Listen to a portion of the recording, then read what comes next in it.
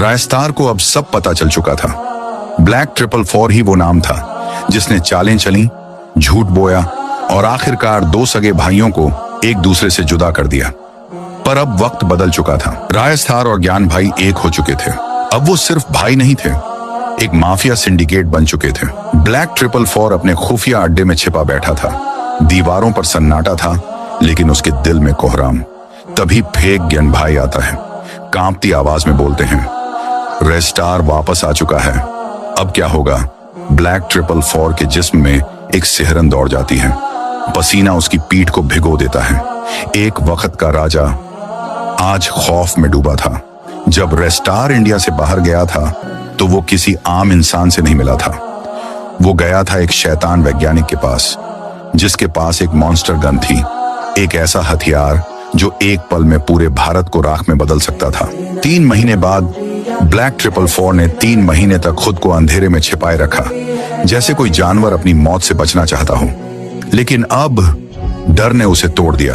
उसने फैसला किया, इंडिया छोड़ दूंगा, रायस्तार का साया मुझे जीने नहीं देगा। वो अपनी काली गाड़ी में बैठता है और चुपचाप निकल पड़ता है। रास्ते में उसका डर कांप रहा होता है, हर मोड़ पर मौत दिखती है। इधर रायस्तार अपनी माफिया आर्मी के साथ खड़ा होता है। जब ज्ञान भाई खबर लाते हैं, वो भाग रहा है, इंडिया छोड़ रहा है। रायस्तार की आंखें जल उठती हैं। वो गरजते हुए कहता है, बिना हिसाब चुकाए कोई नहीं जाएगा। गाड़ियों की गड़गड़ाहट शुरू होती है।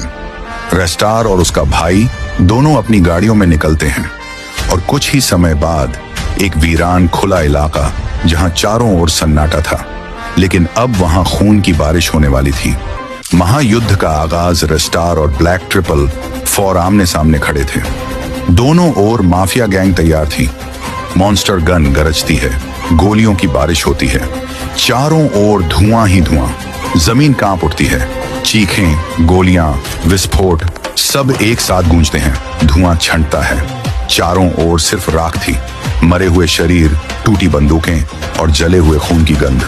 बीच में एक सिंहासन बना है, माफिया गैंग का। उस पर रायस्तार बैठा है, खून से सना हुआ, लेकिन आंखों में जीत की ज्वाला। ब्लैक 444 उसके सामने घुटनों पर पड़ा है।